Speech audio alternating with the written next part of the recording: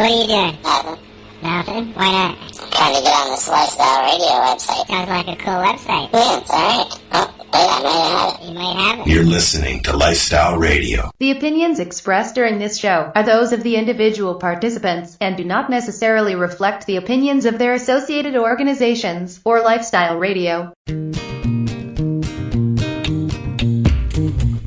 You like music, you like weed, well, we gonna be good friends indeed. This is not much I like more than smoking trees.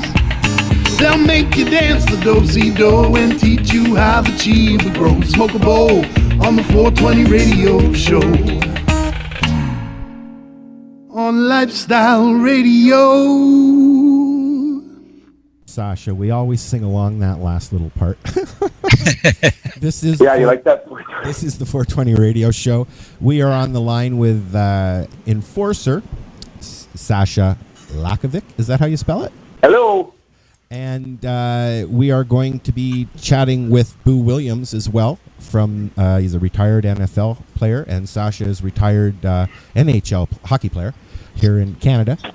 Welcome to the show, Sasha. We're just waiting for Boo to give us a message somewhere so that he can join us. And so we're. And I'm finding my keys to open my car to get my blueberry. Ooh, blueberry. So, roll a fatty, guys.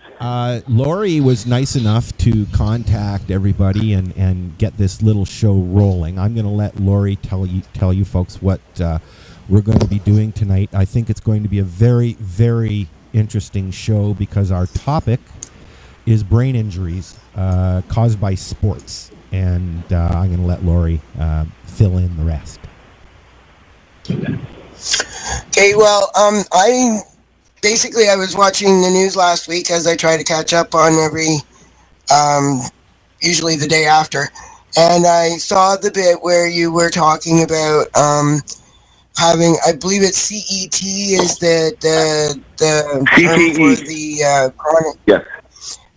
Chronic traumatic. Yeah, so that's chronic. And so that's from repeated concussive events, is it? Yeah, I mean, like over the time of my life and being a heavy hitter in hockey and then becoming an enforcer, the team's using me as an enforcer.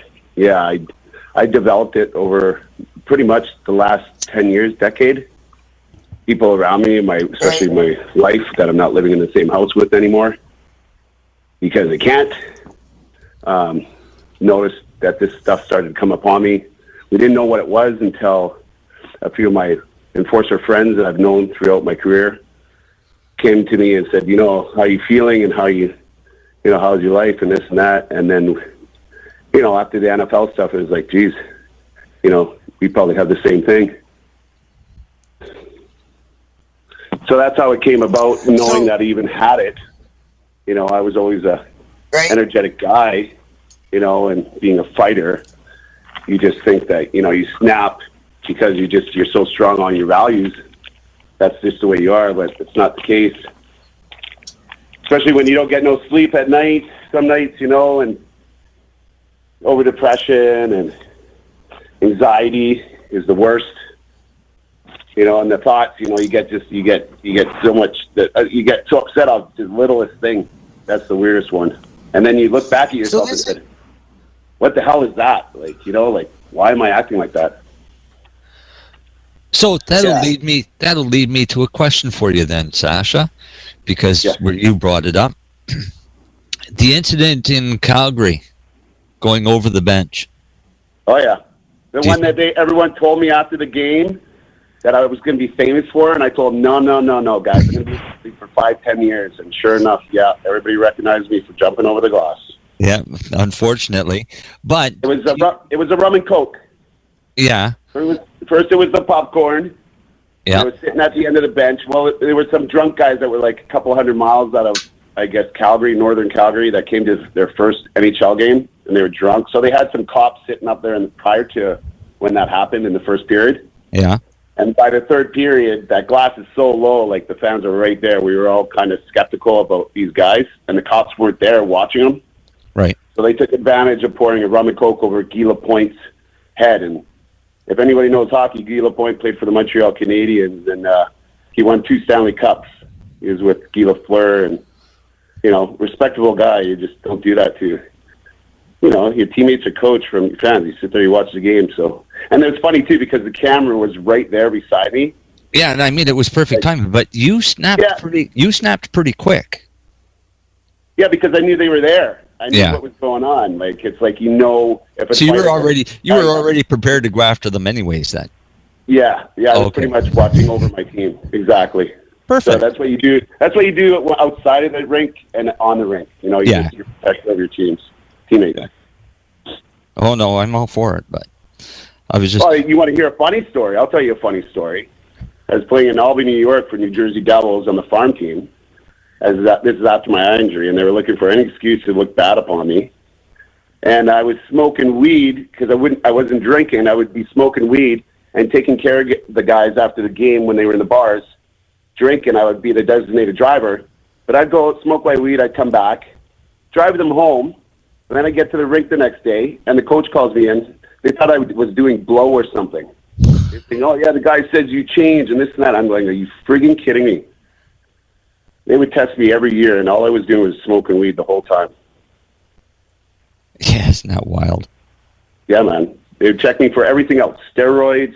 They checked me for whatever have you. You used cannabis throughout your whole career in the NHL or in pro hockey? Even my training when I was a kid. I grew up in BC. I mean, like that's what we had. I grew up on, purple indica, the skunks, and So would you say that it was? Go find your dime bag. Go get your $10 together, guys. Let's go get a gram of weed. So would you say it's performance enhancing? Yeah, I tell you what. I trained in the outdoors, and everybody knows when you smoke weed in your outdoors, like doing shrooms or something, it's the best feeling ever.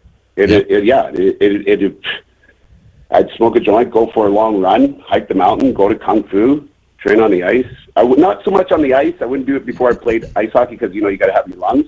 Right. But afterwards, it was like winning a trophy smoking a joint after you worked out so hard. Yeah. But so I mean, I used to coach hockey in BC, and a lot of my kids on my team. I mean, I had no problem with them going smoking a joint after the game. My problem was them coming in smelling like it. No. You can't. It would screw up my hand coordination. It wasn't. It was just you weren't. Especially being a fighter. Yeah. There's so much like stress and it's so much you got to be like on your game. Did you? Like, it's not something you want to smoke a joint. I'm going to go beat up a guy now. Did you smoke a joint while you were a kid playing on the ice there, out having fun though? No, you didn't. No, I would never do it. I'd never do it before the games or practices and stuff. It would always be after I was sore or relaxed at home. Yeah, that's funny you say that though. Well, not funny, but we had comedian Michael McDonald on the show, and he was talking about how when he sat down and wrote his jokes or wrote his routines, he smoked cannabis. But when he was on stage, he did not.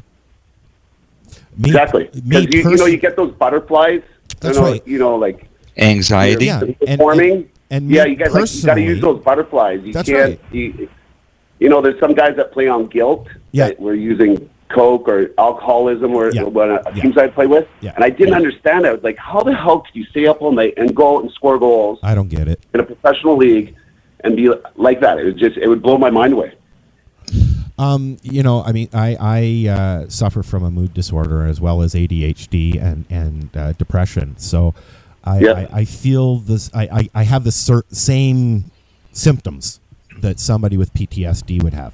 Yes, PTSD and CTE are very similar for sure, 100%. So I know, being born with it. I know how that, you would feel the anxiety, the constant, you wake up at night and your head's just spinning from the minute you open eyes to the minute you close your eyes. And then it takes you 3 hours to slow your brain 3 hours, enough. exactly. That was last night. 3 hours. So woke up at quarter to 4, didn't get to sleep till like 6:30. Exactly. Again. And insomnia is part of it, right?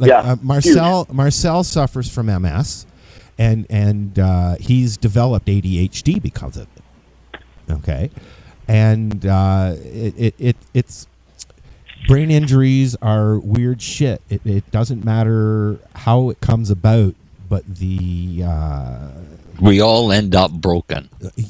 The outcome is the same. Yeah. Yeah. That's what it boils down to. Is we're all going to end up broken eventually. Were you a scrapper? Like, did you play on the ice and the lake ice and stuff like that? Were you that involved in it as a kid? Well, I grew up in East Vancouver. It's kind of like, I guess you would say, the Bronx to New York. Okay, so you were out on the ice a lot. Yeah, I would look. There was a ice rink that was really close to me, like down the block. So I'd wake up before school, grab my bag, go early in the morning, and the ice cleaner would leave the door open for me after, he'd clean the ice. He'd leave the door open for me first thing in the morning. So I'd go out there before he cleaned it, and I'd get free ice. Yeah. And that was at Riley Park Community Center in East Vancouver. Wow. And that actually, and all my friends that I grew up with that never succeeded in sports or never did anything, to, my extent of making the NHL, because it was a tough neighborhood. Yeah. A lot of parents didn't have money to put their kids in hockey and stuff. So that kind of was my escape to know, like, I was playing hockey and it kind of took me, that's what I'm going to do in my life. Yeah. Yeah. And it came, and I had to fight and hang around with guys that, on Friday, Saturday nights that were older than me in the neighborhood, and I had to be tough. So, I learned martial arts, Kung Fu, Wing Chun, of a guy named Fred Kwok. He trained with Bruce Lee in Hong Kong. Cool. With the same teacher. So I was really into Bruce Lee, and I was lucky that I learned a lot off him to help with my ability of fighting. And that kind of like made me a little bit, more like I knew where I came from, the street. So I knew I'm gonna have to cut you off one I was going to play Sasha. hockey, and if they had to use me for that, I could use that, and they did. Yep. It's funny, they did. I'm just going to cut you off 1 second. We've got Boo calling in, and I wanted to just call him back real quick. No problem. I wanted to ask you, but I'm going to wait and ask both of you. Hello, Boo. How are you? We're just in the middle of chatting with Sasha, and we'll get right to you. Okay? And maybe you can answer this question too. We've got Boo Williams on the line now, as well as Sasha Lankovic. Hello, Mr. Williams. Hey guys, how y'all doing?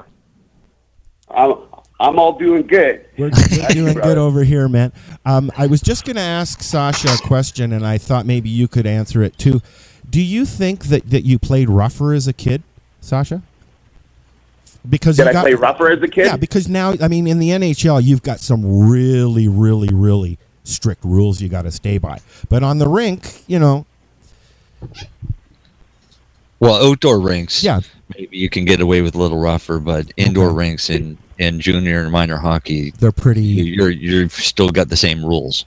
But you still got the same rules. I'd say junior hockey and through the minor leagues were the toughest. Like before I played in the NHL, the 5 years stint before I played in the NHL, like getting through the East Coast and through the Central Hockey League, I called it the Goon League, the Iron League. Yeah, right. Yeah. Because basically, I was bashing my fist against steel doors in our dressing room in an old rink in Chatham, Ontario, old rink.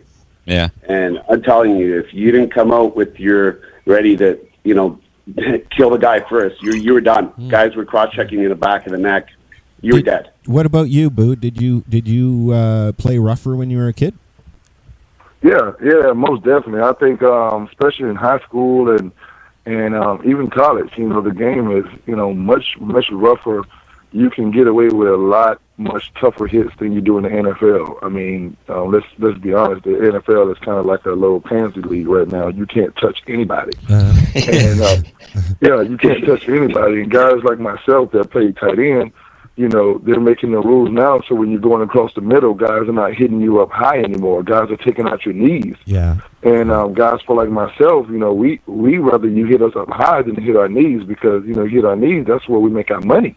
Yeah, exactly. And then you hit the knees, you take the money away. So therefore, they softened the league a little bit, and left all the real hard hitting in high school and even in little league. If you look at it, little league, high school, and college is really much rougher than the NFL. Did Do you guys? No, I want to bring up a point on this ahead. because we're both have said that they played a lot harder in the before they actually got pro. With so much information coming out now with the brain trauma injuries due to concussions and things in professional athletes, do you think there's enough emphasis being put onto minor sports to reduce the number? Because obviously it's starting there. Go ahead, Bo. Mr. Williams, you want to go ahead? Could you repeat the question again? Just the last ending. I didn't hear the last ending. Oh, sorry. Do you think there's enough emphasis being put onto minor sports to protect kids from these head injuries? Because obviously that's where it's starting. Yeah. Oh yeah. They're definitely getting into the little leagues now. They're making sure as well that the parent that knows the most about head injuries and how football is now being played is the moms, because those are the ones that you're going to have to convince and let their kids play. So those are the ones that they're going after and letting the moms know, like, hey, the game has changed. It's much safer. But me personally, I can tell you from personal experience, you can change the rules of 5 million times. It still doesn't stop the collision of two grown men hitting each other. That's true. That's going to always be the case. We were talking just before you joined us. We were talking with Sasha, and he was just explaining his career and all that. And I wanted to give you. I've also see that Lori said that you're in the middle of a birthday party. Yeah, man. I'm in the middle of a birthday party. I got, I've been away in California for a couple months, man, and I've been real hard, in doing things in this mental health push in the cannabis world, and I've been away from my kids from so long, and all my kids had birthdays like almost right after another. Oh, wow. So now that I'm home. We're putting together. I'm having all 3 birthdays together on one day.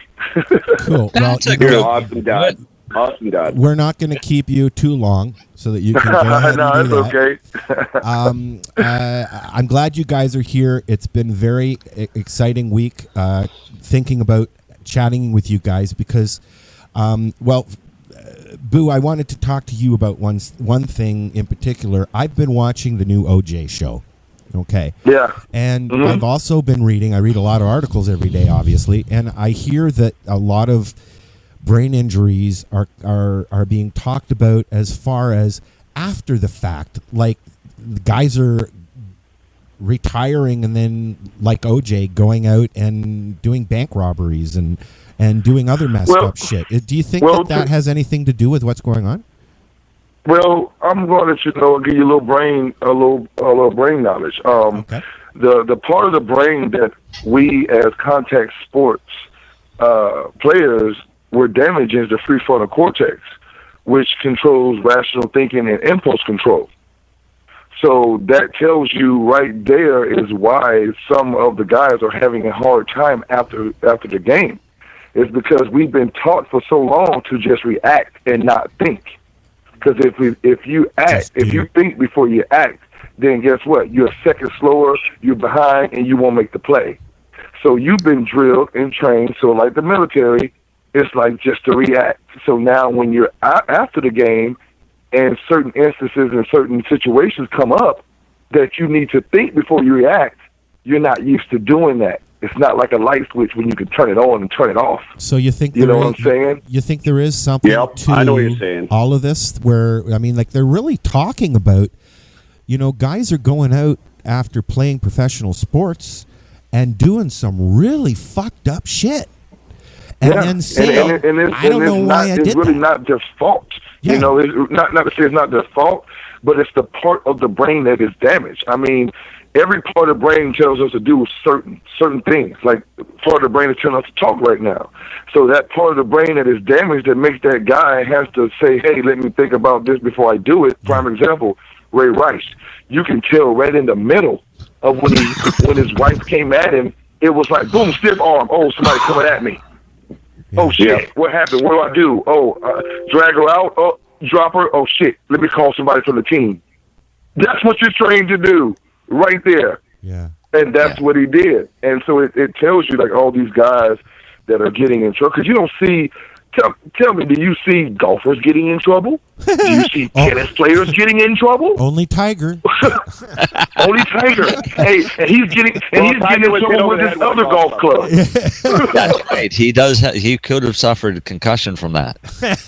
My point exactly. So therefore, it's just a guy, and I went through that thing, man, in 2011, where I was just trying to find myself.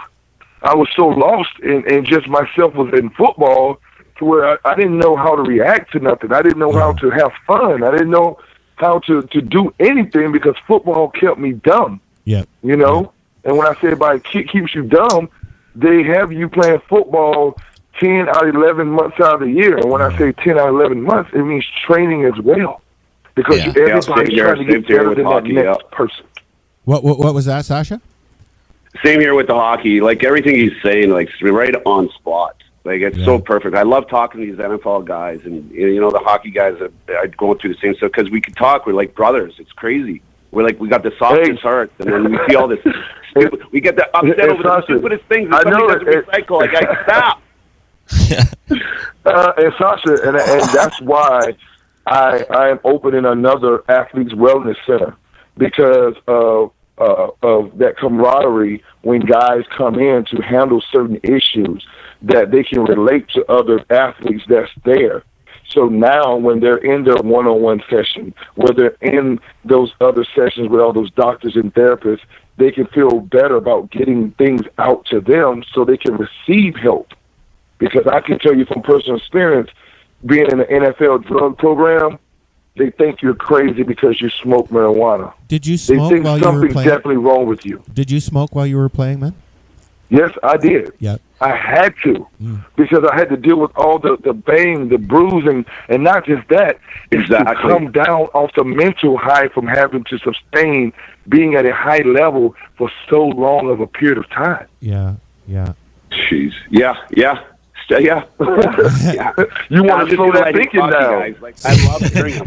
It's a lot of stress on you, both physically and mentally. I don't have the camaraderie like I don't have a hockey team around me. I'm by myself. So I found the Marijuana Society, and I work with that because that's the only thing I else knew that was helping me. Yeah. Well, that's where I went with, or it's either that or hide in four corners of in a room. And I don't want to be out because I don't trust myself. We have a lot of vets on the show. Enjoy myself. It's impossible. I could smoke weed, sit at home, chill out, be with my daughter, my kids, and just be a dad. That's the best thing I want to do. And when somebody tries to take that away from me, I'm just like, I sweat. I go falls in sweats. Like I want to, like anxiety just hits me like crazy.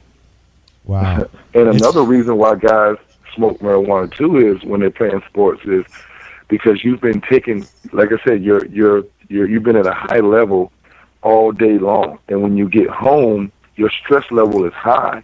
So when your kids that are being kids do something and you snap on them, it's not them, it's you, because of where you're at mentally for such a long period of time. So you need that time to relax and relax that part of the brain that tells you, hey, let's calm down. Let's slow this thing down so we can really, comprehend what everything that's going on around us and think about things. And that's why we do it. Wow, it's scary shit because you just want to play ball, you want to play hockey, you want to go out and have some fun, and you want to entertain some people. It's your shtick, and then you're done and you're going about your life, and you end up freaking out on somebody and you don't know why. Right? Oh my goodness! Hey, ask them this: why is it the crime rate is so low at Washington Redskins games and Denver, Colorado games? They got the lowest crime rate at the games because you know why? They have recreational smoking, and people are smoking more than they're drinking. Yes. Are they allowing cannabis in the stadiums though? No, it's on the outside of the stadium. Even the Broncos have a smoke shop right across the street from the stadium where people can go and party there and have tailgate there. Oh, nice. Tailgate parties. How nice is that? Wow. Meaning, That's awesome. Now think about it. When it becomes recreational and every team can do that, and start benefiting that as another source of income, watch what happens. I don't know about you guys, but let the teams have their own vapor lounges. There you go. I have a good one for you guys. Okay. This has nothing to do with CTE and PTSD, but you notice that Calgary, Alberta, and Newfoundland are going under, because of the oil or whatever. Yep. In Calgary, they're sinking. I heard they're selling Harleys for less than $1,000. They can't pay their mortgages. House is dropping. Listen to this, and then they bust Dana Larson for giving out seed. Yeah, exactly. Can you imagine if they had smoke shops or clinics or friggin' sold it in stores? I mean, there's nobody going out even to the restaurants no more there. The business is crashing. You go downtown Calgary, there's nothing there going on. I'm just thinking in my head, are these guys crazy? They bought half of their houses in Kelowna for their second houses, where I have one house, staying with my parents. And they're going to sell the houses they bought here. But if they were to allow people to just grow themselves, figure out their stuff, they'll figure it out. And you know what? They'll enjoy it. They'll enjoy their life while they're smoking and curing themselves, growing, because we all know it's therapeutic. It would change the way people think about, society and all this stuff that we're doing to the planet. Yeah, exactly. And Newfoundland, I just saw an announcement on Newfoundland this morning, I think it was, that because they're hurting so much for money, they've just cut $6 million from their justice budget. So they're closing down courthouses in Newfoundland. And ideally, so tell me not, if you can't have farms and you can't grow this indoor and support somebody that can't grow it, or the richer people in other parts, go sell it to them and be able to ship it to other parts of the world. Tell me what would happen. Oh yeah, Newfoundland could make cannabis a nice export crop. Yeah. So could Alberta. Yeah. Trudeau. Alberta could really do a good job. Oh yeah. Trudeau could kick it. Trudeau could kick it. Never mind just opening tweeds and having Snoop Dogg run with you. Can you imagine? Come on, seriously. And Snoop is a friend of mine. I know, and I tell everybody, you put marijuana. That we have the best weed in BC. I got it on film. I got him on film in a concert saying, "Yeah, you're the hockey player that told me about weed." Well, he's with Death Row. Okay. And I was hanging out with Tupac for 2 hours, and I was thinking, now you see, now that's somebody I'd like to hang out with. Growing up and training with. Training to listen to, and they love hockey from the Detroit area. They love football. They love the sports guys. All musicians, they love sports guys. They say they know we had it tough. They just hated it because they had to party every night. Yeah. The one thing that really strikes me when I listen to the two of you talking about the situation is how very close it is to people in the military and the veterans and the issues that they face. It's almost 100%. Really, it's the same thing. It's the same thing. That's why our new center that we're opening up is for athletes and vets as well. That's awesome. Yes. Love it. I love you. We suffer the same types of issues. They're the real heroes because they're going out there and sacrificing their life on the line with bullets, and we're going out there sacrificing our life on the line, hitting against each other. And we both deal with the same type of issues, so we're both in the same fight together, and that's why my new center is called United Athletes Wellness Institute. Awesome. Because that means for all athletes united, coming together for one common goal, and that's to get better. I guess this would be an issue within the wrestling community as well, eh? Here's the other thing. All sports. All sports. All sports, yeah. Go ahead. No, I was just saying because it was all sports because, when you're an athlete and you've been in it for a while, and especially when you've hit the professional ranks, the main thing you deal with is, it hurts. It's the camaraderie. You're not with the guys every day. Yeah. You don't have that routine every day. Yeah. And we're taught to be on a schedule, and if you're off that schedule, you're lost. So you need to be on some type of schedule. It's just something that's been instilled in us for so long, and it's like you've been doing it for over half of your life, and then when it's over, what do you do? So what do you do? That's why we're implementing programs that are put in place for transitioning, because it's so vital that guys have a transitioning program that they go to right after, so they do not have these lingering issues of identity for a long down time. the road. Do you think that these injuries that guys are suffering afterwards are actually happening before they get into the professional aspect of it? I can say I can't say all, but I can tell you that some, because I played with several players that have had neurocognitive issues just playing in college. You don't hear about it as much, guys that are having neurocognitive issues out of college, but I'm quite sure they are there. It's just not magnified like the NFL. I would think that's where I think in most cases, in college level, the player wouldn't be mentioning it anyways because they'd like to get to that NFL level. The same as junior hockey players going to the NHL. I think if you mentioned it, you wouldn't. Be going. You wouldn't. You would, even if there was something wrong, even with like your back or your wrist, or you're still going to go out there and play. So the same thing. Your brain, your muscle, you're going out there, you're still smashing it, but you're still going to go out there and play. Are they allowing cannabis in professional sports now? No, that's why I am working with a group. As you know, I'm working with the Gridiron Cannabis Coalition, but I'm also working with ArtView and getting some things together. And I'm trying to be the first one to get CBD water inside of professional sports. Awesome. But you that's my goal. Even though it's not accepted, it's being used, though. Yes, it's being used. And, I can tell you from experience, over 85% of NFL players, smoke marijuana. Is that the same? Like I said, is that around the same in the NHL as well, Sasha? No, you're not allowed to smoke weed. You can't smoke weed while you're playing. That means the owner of the league is all about, the sports, the money making, the family orientated. He would not allow that, and if he did, I mean, it took them it's still taking them this long to figure out, if there's a problem or if there's an issue. Are they actively? So by the time they take some decide that they're going to use medicinal marijuana, I don't know. That would have to be Trudeau would be saying, no, I want to make the change in the NHL. I'm allowing this to happen because I know from my basis, and I see what my fellow man here is talking about being with other players and other people and stuff.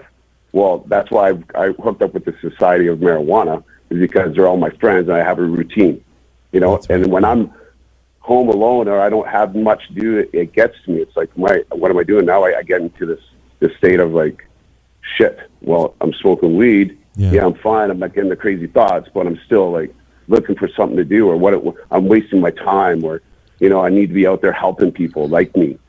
So in 2000, making the medicine. So in 2016, making the oils, making the CBD extracts, I'm working with certain people through OKCO, Okanagan College.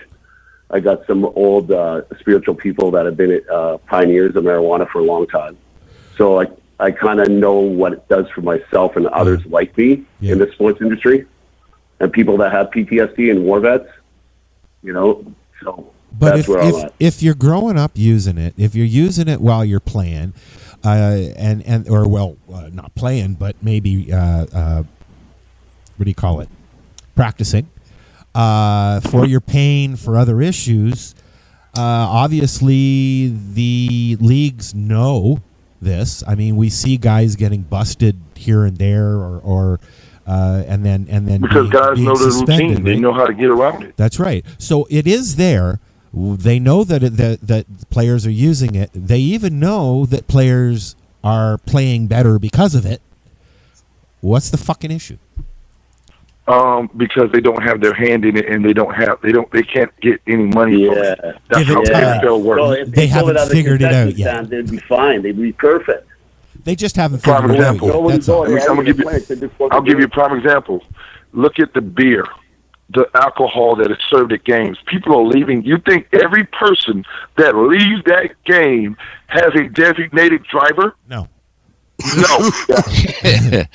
And has probably had more than one beer. So that tells you right there, they're getting money from Budweiser, Bud Light, all these alcohol companies. let the marijuana game come into play, and you can put marijuana into stadiums or into vending machines. Watch the numbers drop off from alcohol. I put it like this. I don't even drink alcohol because I can smoke marijuana like I want to now. And when I was playing, I did a lot of drinking.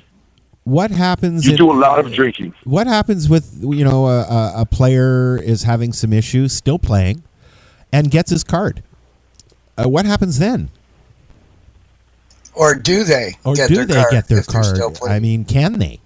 Are you allowed to walk into a medical cannabis organization and say, "Hey, I'm an NFL or a NHL player, well, here's and the I'm thing. using cannabis." Right now, I can tell you, PC, is that I got certain players coming from Suiton Journey hockey teams, and I know who they are. Okay, but we don't say nothing, so they're using. So it's only a matter of time before now they can start going. Like my kid, my baby, or they see the plant being grown now in front of them. I never saw that. You couldn't have even one plant back in the day, But now it's changed to where these guys are coming to get it themselves. And sooner or later, it's only the consumer that's going to change it, right? And sooner or later, they're going to figure it out. But how soon or later? We should be doing it now, a long time ago. We already know what it does. Yeah. What it can do for a whole country. Do you think that I think that one of the issues with having cannabis in the stadiums is the smoking issue? I think that's going to be the main thing. I mean, they're talking about outlawing it here in Canada, right? So, they've already done it in Ontario, haven't they, Laurie? Yeah, but sure, we can smoke, we can drink beer and get drunk and slap each other at games and act stupid, but we can't smoke marijuana and be mellow. Yeah, that's ridiculous. I don't know about you guys, but I wouldn't mind seeing a bunch of high people skating around, trying to get a puck. I think it'd be fucking hilarious, for one. No, but this is the thing. Well, this is what you gotta understand. If guys are at that level and they're smoking, they ain't just started smoking. Oh no, of course, of course. So, I mean, there are guys that, I mean, me personally, I've never seen it myself. Guys say, "Oh, let me get high," and they go on the field. No. It's never been that issue. I've been a person that I couldn't play high. You can't play at your maximum potential high. It's after and before. As I mentioned to Sasha earlier, Boo, we had Michael McDonald on the show, and he was telling us about his preparation for writing comedy and stuff like that. That's when he gets high, but he doesn't get high when he goes on stage, and a lot of comedians are like that, and performers even. Yeah, because your creativity comes out when you're writing your material, but when you're spitting your material, everything is mumbo-jumbo in your head. Everything's mumbo jumbo in my head all the time. Unless you're a rapper. Now, unless you're a rapper, that's what their brain is trained to do. Their brain is trained a certain way. I don't know about that, man. That Wiz Khalifa's got some good tunes spinning, but man, oh man, that Sizzip or whatever it's called shit is unreal. Yeah, that's what I'm saying. Those artists, they can be able to go out there and write and then go out there and perform and rap a song, but that's different because you're not using any motor skills besides your head. But it's hard to use motor skills and be high. Yeah, hey. And you know what, folks, on that note, if you guys don't mind, we're going to take a little break. I got to pee. I got diabetes. What can I say? Yeah, I got mung mouth. I got to get a drink. This is the 420 radio show. We lost a major artist there in Merle Haggard a few days ago, I guess. So I'm going to listen to a song here with Willie Nelson and Merle Haggard.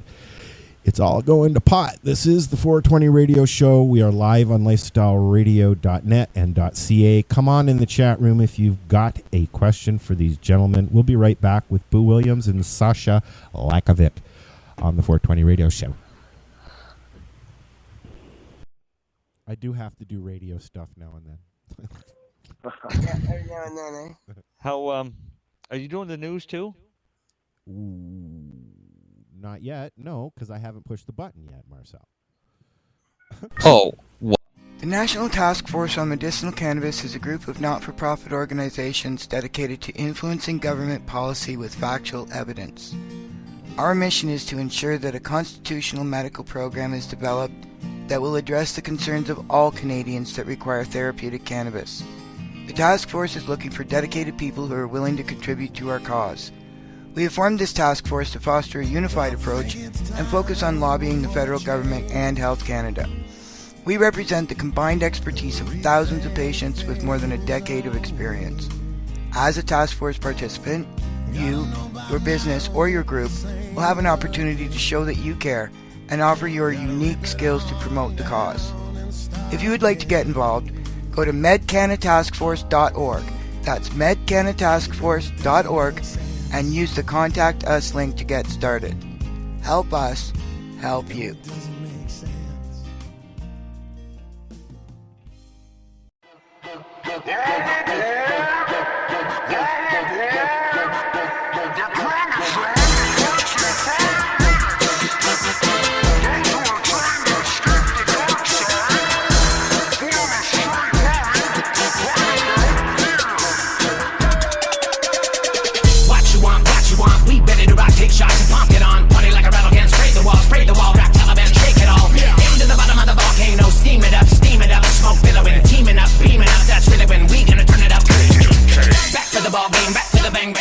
Revenge of the good guy, back to the better of the camp. When I say camp, talk about our new camp, motherfucker, no camp. This camp here, all about a good time, all about a good mood, all about a lot of things, mostly pop. That's why we're here, we smoke a lot. They gone and we've never been able to soar so high, able to now stay dry, able to see just why, able to say fuck that, invite y'all with us, whether it's smoke live, feed fire, oh bum. Everybody gather around, get some.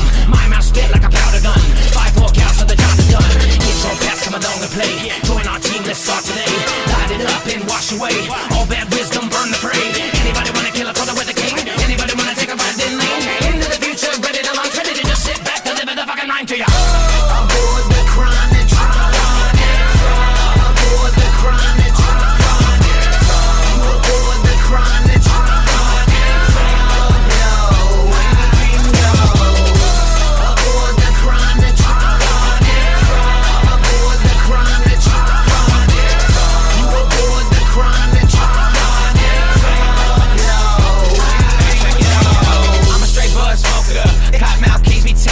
don't talk no shit, don't pack the pops or ditch a cops with these chronic boulders. These high mother puffers, these fly mother puffers, slime mother puffers, shirt tie dockets and I'm mother puffers. What you want to supply? I got my laser point, X-ray vision on, sipping on some love potions, smoking on some chronic chong. I'm blowing chronic choke, swinging like I'm Donkey Kong, king of the jungle, drinking, always loading up my bones. Smoking on that Mary Jane, my brain's numb, let's roll one. Pass that shit back and forth, this game time we hit home run. Smack that bitch right out the park, gon' spark that flame into the dark. I'll crack that bitch, I'll hit it hard. These KMKs, they stay trademarked. Ooh yeah, my tribe be getting high like who that?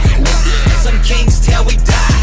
Now this that shit I'm talking about. My high goes up, it's never down south. I represent that cotton mouth. This king's like boy, we all about. Tell me who you riding with. That crew that packs some ball head. Tell me who you smoking with. My crew they call the king click. Fuck the haters, I'm an alligator. I eat these beats, you got no flavor. Taste a cotton mouth, 20 years later. I'm still on top, I'm ball like Laker.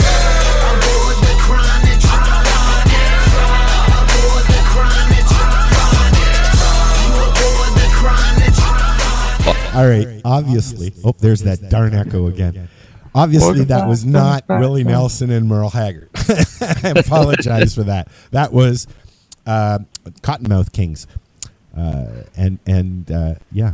So because we were talking about Cottonmouth. Yeah, we were talking. Yeah. Yeah, I'm drinking my kubacha right now. There you go. I think it was Sasha's fault. It's got a live organism in it. Yeah.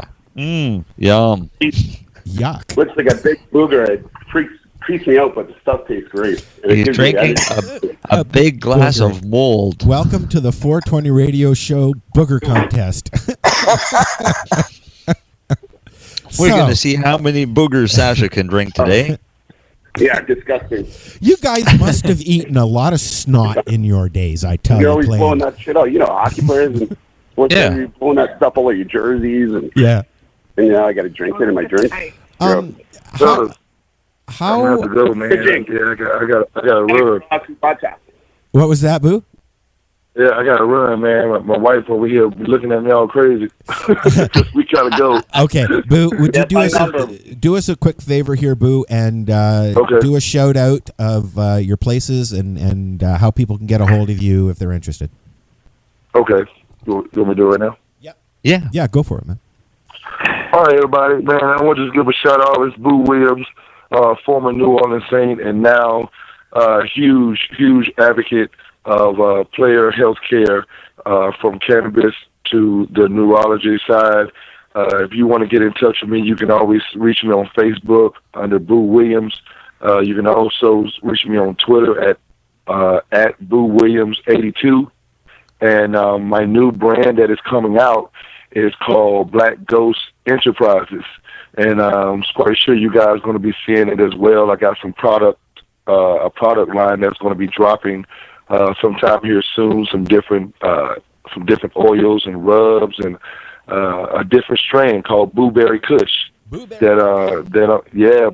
Kush that I'm trying to come out with because I recently got invited to be on the Weedy Kid show on Viceland. And they want to feature me and the things that I do with athletes as a sex story, and how I helping athletes through the cannabis world as well. So it's going to be a huge year for me, and I'm just so excited to be a part of a great movement from the mental health side and from the cannabis side. Well, I hope that when you get your products going and you get your stuff out there, you'll come back and talk to us again. I've really enjoyed chatting with you guys. I definitely will. I definitely will do that. I definitely thank you guys for having me on, man. I really appreciate it. Anytime you guys want to have me on, man, hey, please feel free, reach out. Cool. I'll be here. Awesome. Thank you for coming on, Boo. I appreciate it, man. It's inspiring to hear that there's guys like you that are doing stuff like this.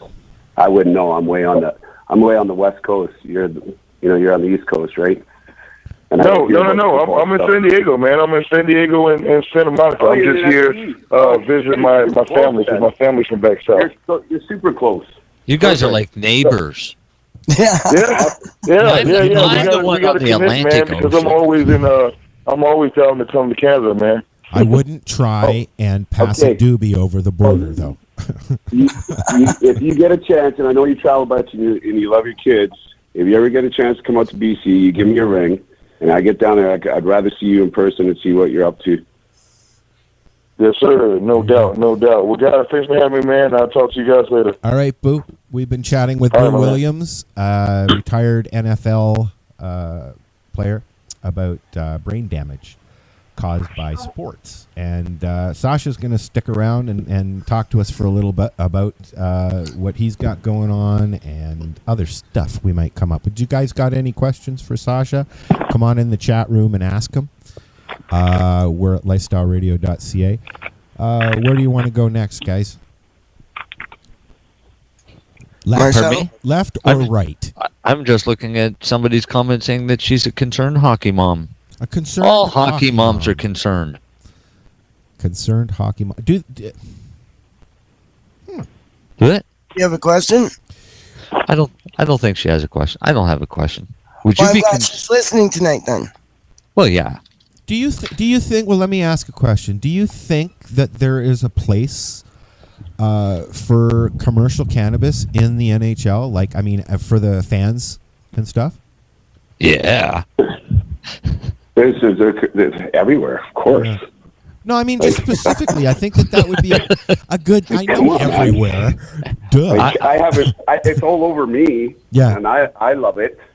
So why wouldn't other people love it? I don't see anything wrong doing anything. What's it harming? Well, you know what? I don't know how many times I've sat in the park when I was a kid, smoking doobies, watching them play hockey, and it was always enjoyable.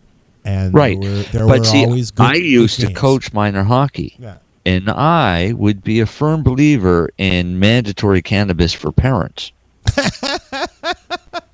Yeah, exactly. No, don't laugh. Don't laugh. I'm serious because a coach. No, here's the thing. It just happened recently. My little nephew plays, and I'm telling you, they shove hockey up these kids' yin yang like there's no tomorrow nowadays. Really? They all think they're going to make the NHL. Yeah. Yep. It's ridiculous. It's a joke because they're shoving their kids into every spring league, summer league, regular league, camp. It's crazy. And then they get a concussion, and they're like, well, he's okay. He's taking a day or two off. Yeah. Yeah. No. You need to watch your kid for 2 weeks. So you were talking earlier about, whether implementing it enough into the minor leagues. Yeah. No, to the level that I am and what I've seen, no. Not at all. But who's gonna hire a guy that's in the weed industry? What's he talking about? Yeah. So I don't have that recognition yet. I say, because I've been waiting a long time for this pioneerism to go through. I mean, it was over a decade ago. I was growing illegally, taking the chance of getting busted, but it was the only thing that gave me something. It was my stress relief to grow. I loved it. I learned to nurture the plant. And when people had it, they were like, man, you make really good stuff. And it would be my first time. Do you still grow? Of course I do. Indoor or outdoor? Well, I don't. Right now I'm setting up a place for, thank God, there's Ray Odgers in California. You might have heard of him. He's the maker of the original OG, not Oats and Grown. It's not called Original Gangster. No, it never was. Yeah. Well, some people speculate that. Yeah. Right? I'm just saying, I got the strains from him, so I'm going back to growing because that's the stuff that I love to have. It reminds me of smoking that skunk and that purple indica, that settleism. So that's something that I'm used to that I keep up with after hockey. But yeah, parents should be allowed to smoke cannabis in the ice rinks, and they should be encouraged to do so. You think it would make them calmer? Calm them down. That's the subject. But I was saying, my nephew, last game they went to a tournament. I don't know where it was, but anyways, the parents got into a fight. Now they're making strict rules about what they can yell at on the rink or whether they can cheer or. It's crazy. They're fighting in the stands. The parents. Oh, for gosh sake! When I was a coach, it was basically the coach's responsibility for the parents' actions. So your team could be pulled off the ice because of the parents. So the coach would have to go and call security to remove the parents from his own team to get them out of the rink to keep them from being thrown out. Oh, fuck. To be able to allow the kids to continue. That's to play. a little ridiculous. I watched one of the parents throw a hot cup of coffee into a lineman's face over the glass. Oh, for God's sake. I mean, and this is for bantam hockey. These are like 14, 15-year-old kids. And it doesn't stop there. Needs a little bit of cannabis, actually. I don't remember how long ago or what team it was, but there was a Canadian player that went up into the stands and beat the shit out of somebody with a stick many years ago. Oh! The only reason I know about this case is because my uncle at the time was a Supreme Court judge and he tried it. But I mean, are things like that still going on? Are players jumping into the stands? Because parents can get pretty involved in their kids' sports lives. Oh, it's ridiculous. They're living the dream. There was a lady, Native lady, and I love Native, in the stands when I got to one of their games here locally in Kelowna. And she was going, yeah, just like screaming when they scored a goal, like a nice yelp from a lady that knew how to sing Native songs. Yeah! And I was like, okay, that's pretty awesome. I was standing beside this guy. This dude came down from Alberta. This guy, he was a parent on the same team. It says, wow, I can't believe she's going off like that.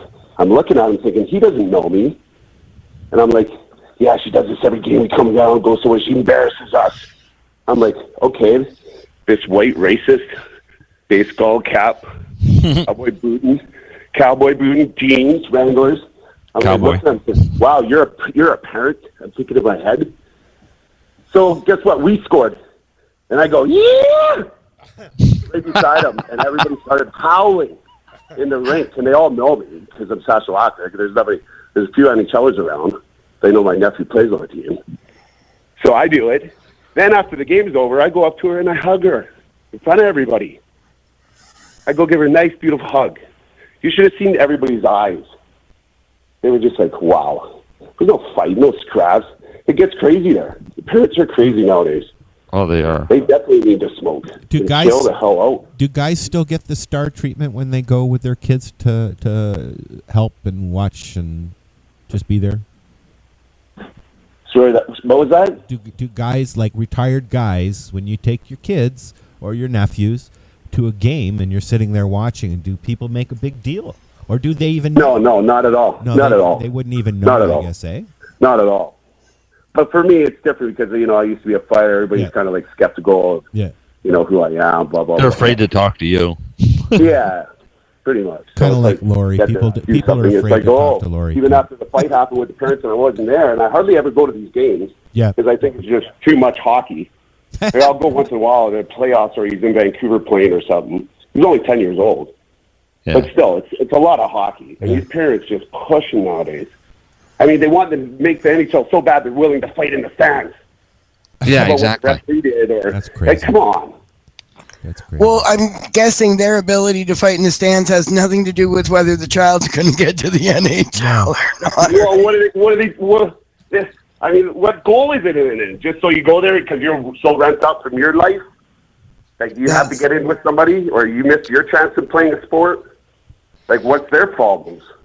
Living vicariously through their children, maybe. Exactly what it is. Totally. Because Totally.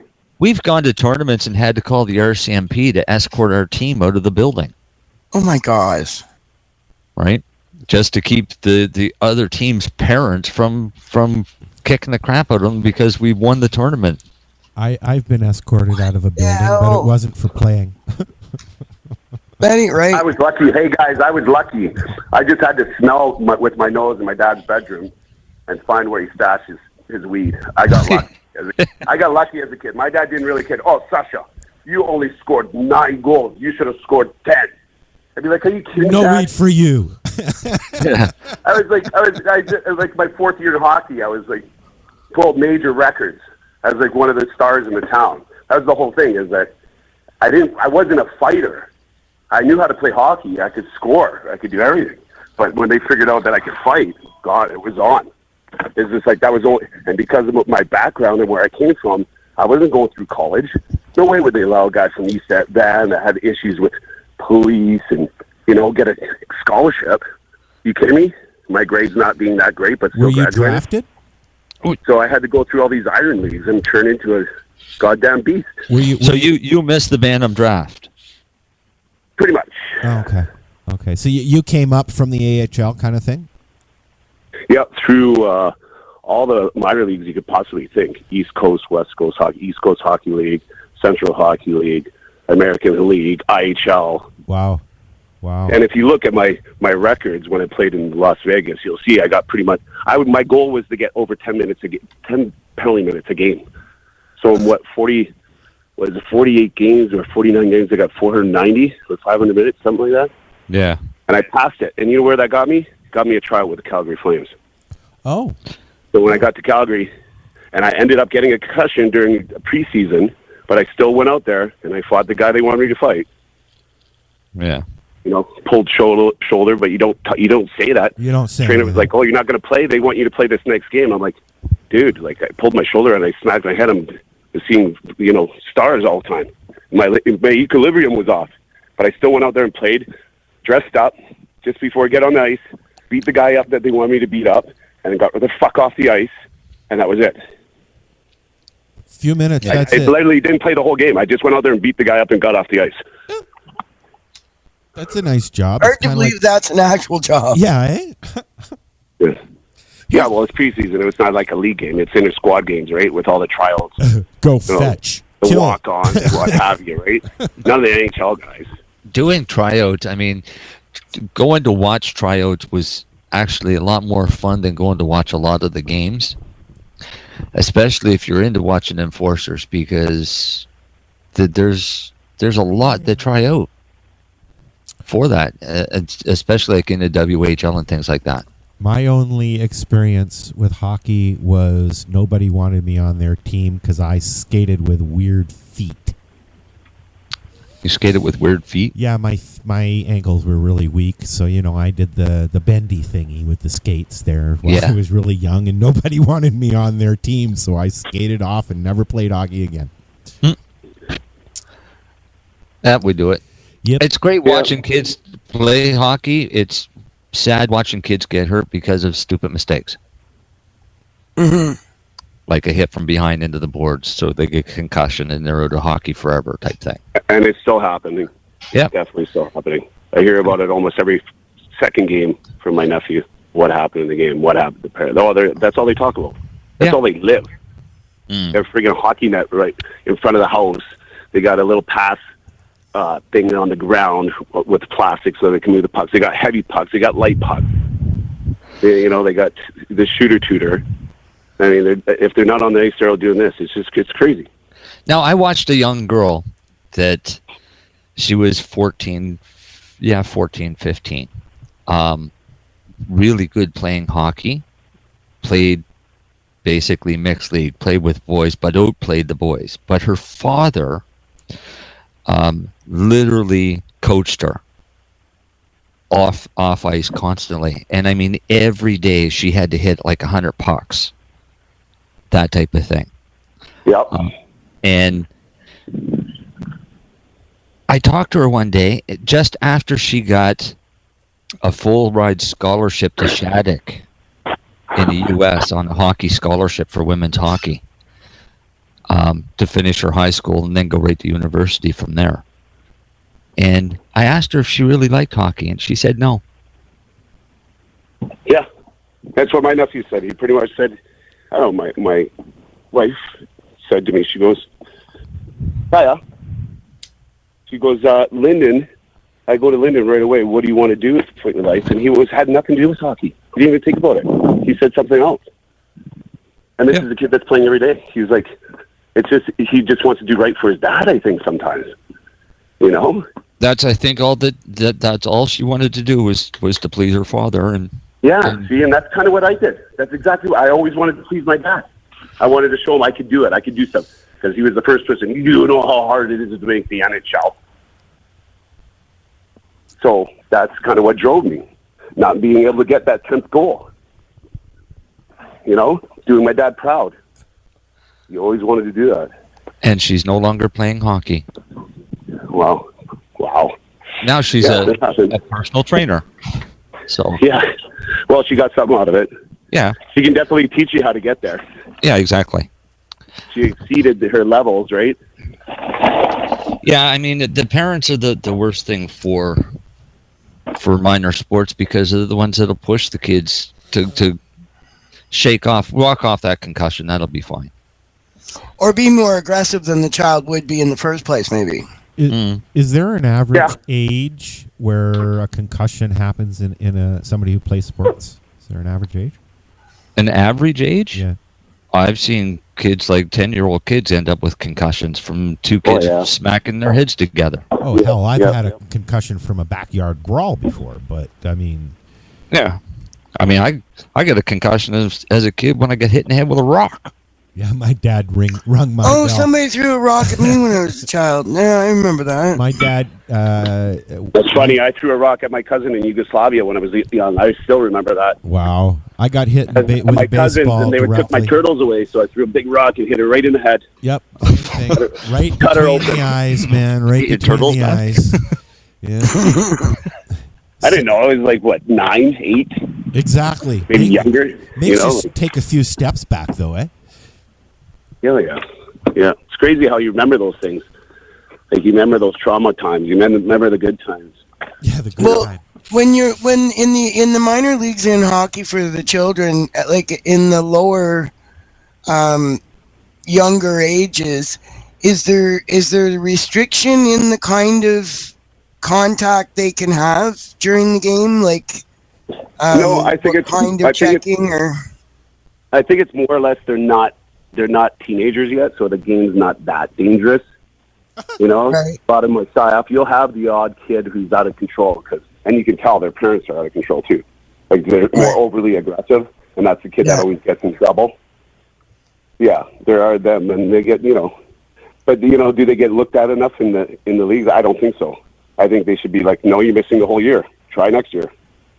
Goodbye, because it's that bad. I would not want anybody to live what I have to live through. Are they disciplining players for breaking the rules? Like, really? I wouldn't. I couldn't talk. Well, they're not because it's still happening. Yeah. It wouldn't be happening. We wouldn't be talking about it if they got to the point. You're and very said, right there. This is happening. Yeah. We need to get on it. Yeah. If Bettman got on his, the owner of the league, NHL league, if he got on his ass and said, look, this is a deal. We got to deal with it. Every parent's got to be aware of it. I mean, there's certain ways you can go about it with people that have power only, though, right? Yeah. Can we switch the topic a little bit? You are in the middle of a lawsuit, right? Can you talk about the lawsuit? That's what I was just going to ask. Can you talk about it? Well, here's the thing. I know there's something going on, and I knew there was some sort of deal that the NHL was supposed to look at guys like me, and they never did. Like I said, I was only tested for cocaine, tested for steroids, tested for whatever, alcohol even. They made me get a sponsor. They'd fly me in from California, made sure I wasn't drinking. Did they ever check for anything else that was happening in my body? Testing my head. Did they ever do an MRI? No, nothing ever. Wow. And they were supposed to implement this stuff, which I didn't know. They were supposed to implement it while I was playing. Yeah, see, they should have done MRIs. I was a victim of circumstance. Like I lost 2 wives now. Like I said, if I'm not smoking, if I'm not taking my oils, geez, I can't drink. It's impossible. I don't trust myself to do that. Yeah, it's ridiculous. I wouldn't want any child to go through what I have to go through. So about what's happening with the NHL, I'm going to let the lawyers take care of that. Okay? Where I'm going at is I'm trying to make a cure for myself. Look for the right CBDs that help me, that don't explode my anxiety like a sativa, more or less an indica, the OG. And that seems to help amazing. And the shatter that I make is killer. CO2 extractions. Buddies that have been in this business and pioneers that, want to help me and help others like me. Yeah. It's freaking, geez, I've been waiting for this. I've been waiting for the attention to bring it out, but I'm not the type. I'm shy. I don't like to talk about what I have. I don't want to tell anybody there's something wrong with me. I hate when people talk about it. I don't even go out. I don't go out in public because I think they're thinking about me. And it's in a different way. And it's weird. It's difficult to live with. It's that stigma, right? Yeah, it's I don't know. So do you ingest cannabis or do you just smoke it? No, I eat it. I smoke it. Lately, it's more or less the shatter. The shatter is the strongest. Yeah. And then the oil. I make some pretty good oils. Got the Charlottes. That seem to be okay. But usually it's the high cushion oils that I take that'll knock me out for the night. I have a great sleep. Next day I feel a little bit of high. But then, I can't be around my daughter because it makes me so and eat, and just want to be chilled, right? Yeah. But at the same time, it relaxes me so that I don't, trip. Right. My woman that I don't live with, again, my second marriage, she's like, you can't deal with it. You're just a different person sometimes. And I go, I know. I don't know why I get upset about stupid things. It's just ridiculous. But now it's just different. It's just I know what I'm dealing with. I know other guys because I heard other guys' stories, how they're dealing with it. Yep. Are you actively dealing with other players as well? Yes, I am. A friend of mine, Jason Simon, I talked to him. I'm trying to get him down here to show him the cannabis way. He's in the East Coast. We used to battle against each other way back in the day. He was called the Chief, and he'd play in that Central Hockey League, that Iron League. God, it was scary fighting him. But anyways, we're best buddies. We've been best buddies. So whereabouts is he located? He told me he'd always check up on me. He'd say, Sash, how's it going? How are you feeling, man? And then we talk over the years, all over these years. Every year we talk. And that's how the lawsuit came into effect. He says, man, I heard these other guys are going through. They're putting a class action lawsuit, dude. I'm like, well, fuck, my back's fucked. I can't even walk half the time. I can't work out. The injuries that I had are ridiculous. When you say he's on the East Coast, where do you mean on the East Coast? Because you people in BC had this. He's in Ontario. Ontario. Yeah, see, that's not the East Coast. That's the middle. We're in the middle, buddy. I'm in Ontario. Okay, anything on the other side of BC is East Coast, okay? Yeah, I know. That's what happens in BC. That's I have a what they question from the say. chat room from Nancy, though, and she'd like to know, because she's a concerned hockey mom, she'd like to know how long a player should be off the ice if they've had a concussion. I'm not no doctor, but I would, if it was my own kid, I'd be watching him for about, or her for about a week or two. So would I. I would say just drop it, what you're doing, relax, chill out, don't read, just be in a dark room. You know, all these things I'm told now that you're supposed to do that I never did. Yeah. Thank you, NHL. Thanks. Hey, you guys could have just told me go in a dark room. Well, I couldn't even tell them if something was wrong with you. That's the whole point. Is that you were bred to do that. Go kill yourself. And after you kill yourself, we're not going to tell you how to unkill yourself. Yeah. Because you can just go out there and die. Just like every other consumer out there that's buying GMO products. Just go die. Yeah. Well, I mean, it's a for-profit business. They're in it to make money. And, exactly. And you're the tools of their trade. Yeah. So, well, and there's been a lot of research. Tool, though. Marcel, we talked about you calling our guests tools, man. Come on. I'm telling you, they forceries a tool. You know, I'm a smart guy. Especially that. Yeah, exactly. I know I have seen research more recently about the actual inhibitive properties of cannabis. Like if you can use it immediately after a traumatic head injury, I guess it has an extra added protective quality. Marcel, can you speak to that? Did you see that study that was out recently? On the neuroprotectiveness?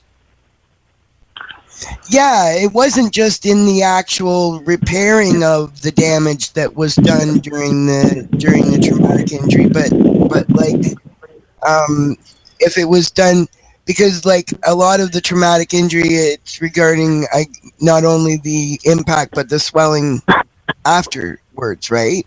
Yeah.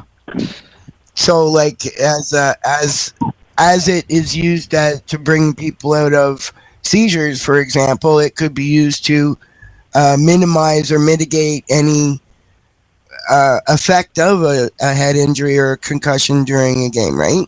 Yeah. If the league was to embrace it rather than just sort of put up with it. I have an issue with something. I'm trying to make a post on Twitter, and there's no hockey sticks. It's what? There's no hockey sticks on my iPhone. There's no hockey sticks on Twitter. No, I can't post a hockey stick on Twitter. No. There's no what? Hockey sticks on Twitter? Can't make hockey sticks on Twitter. I was making a post, and I put a football, and I thought I'd put a hockey stick, and I don't... Oh, here, wait, never mind. Found one. There we go. Oh, jeez. Oh, my gosh. Let's take a break for the news, shall we? Yeah, we should do the news. Okay, we'll be right back. Yeah. Have you got time, Sasha, or do you want to trip on out to the snack bar? Yeah, I'll come on. I mean, if I get cut off, I'm just driving with my child up to the cabin, up to the ladies' cabin. Awesome. Hang out there with my family for a couple of days. I hope it's awesome. I'm going to make sure she smokes indica, not sativa. We'll be right back. I smoke sativa. Yes. We'll be right back. Say hello to Taya. Hello, Taya. Sativa during the day and indica at night. Oh, there you go. And you know what? Exactly. That's what I do. I like them CBDs. We'll be right back. Anything that makes life better during the day, That's right? Day and night. If you can feel good all the time, why not? Exactly. You guys just want to talk to her now? She can tell you all about my story in living with a guy with CTE. Okay, well, when we come back, she can do that. How's that? Shit. I might open a can of worms. There you go. Yeah, you just did. This is the 420 Radio Show. We'll be right back. Come on in the chat room at lifestyleradio.ca. Hey, they're going to talk to you. Good evening. I'm Coulter Wonkite. I'm already into the 420, damn it.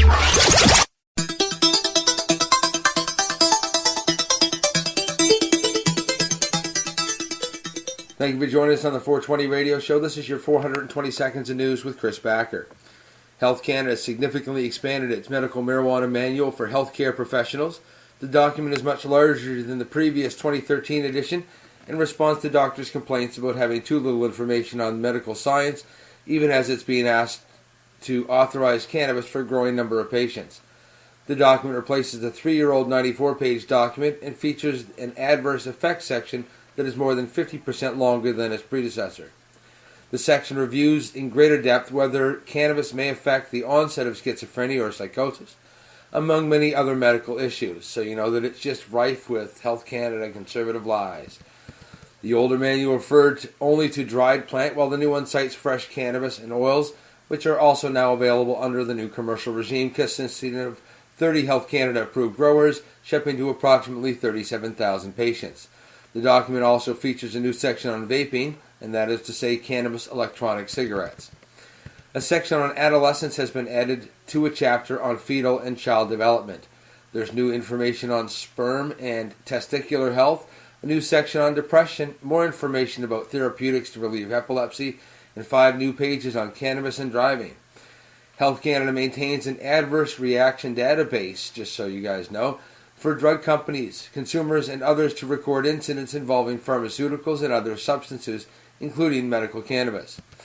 Of some 45,000 reports registered in 2014, the first full year in which accredited cannabis firms were required to report adverse incidents, just 4 cited medicinal cannabis.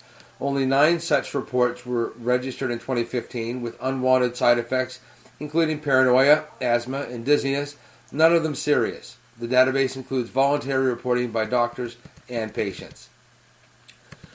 Less than a month after she agreed to abide by certain rules following her release from prison, an 80-year-old woman dubbed the Internet Black Widow has been charged with breaching those conditions. Melissa Ann Shepherd is accused of accessing the Internet at the Halifax Central Library on Spring Garden Road in violation of conditions imposed by Nova Scotia Provincial Court in March. Back she goes. Protesters are demanding that the federal government take immediate action to address the recent spate of suicide attempts at the Attawapaskat First Nation in Northern Ontario. As many as 20 members of Idle No More and Black Lives Matter have been occupying the Toronto office of Indigenous and North Affairs Canada since mid-morning, demanding that the federal government take action following the suicide crisis. Protesters started the occupation with a die-in on the floor of the office before holding a ceremony that included a burning of sweetgrass and sage.